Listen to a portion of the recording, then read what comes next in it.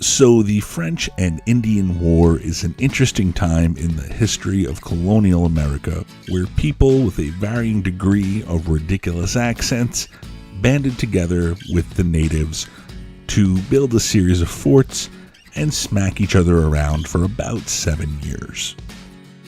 So it all starts off when the colonies of Great Britain and the area known as New France realize they're just a little too close together for everyone's comfort. So the British send George Washington out to say, hey, French guys, can you back off a little bit? They politely decline. The British build a fort, the French knock it down and build their own fort. All hell breaks loose. So let's take a look at some of the important characters that we're going to meet in discussing the French and Indian War. So whenever you're talking about the British, one of the most important people is going to be the king. This is a monarchy. What the king wants, the king gets. The French and Indian War starts with King George II in charge. He passes away in 1760. King George III takes over. George III is safely back home in England, so one of the most important people on the ground in the colonies is the Lieutenant Governor of Virginia, Robert Dinwiddie. And in a lot of ways, Dinwiddie is one of the ones that causes the French and Indian War, because he's the one that's getting nervous about the French moving into the Ohio River Valley and starts to take steps to prevent that from happening. He's also widely credited as the person who kind of kickstarts George Washington's career, because he repeatedly trusts Washington.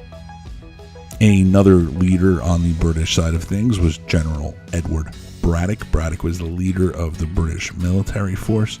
He was also one of the major reasons that the British did not get off to a great start in this war. He had a tendency to overestimate the abilities of his own side and underestimate the abilities of his opposition. So things did not go well for him. It led to his defeat at the Battle of Monongahela. It also led to his death there. For a time, George Washington served as one of his primary aides. One of the most hotly contested areas of this war is the site of the present-day city of Pittsburgh. So while you may not recognize the name William Pitt, you should recognize that if they named a city after him, he probably had a pretty big role to play in this war. Pitt rises to power for the British somewhere about halfway through this war, and he begins to do something that is a very classic British move. He recognizes a problem and immediately begins to throw money at it.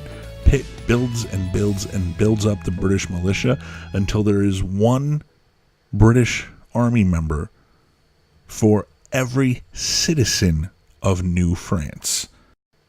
And while this works out well for the French and Indian War, it also becomes one of the contributing factors to the American War for Independence. And one more guy I want to mention, because he's one of my favorite characters in history, is a guy named Captain Robert Rogers. Rogers is the leader of the Queen's Rangers for the British, and something that he is really, really good at is being in touch with the native tribes. He can work in with them, he can fight just like them, and he leads his men in guerrilla attacks on the French forces. It's a very effective method that not all of the British Army is doing. Why do I want to mention Robert Rogers? Because he's going to come up during our lessons on the American Revolution.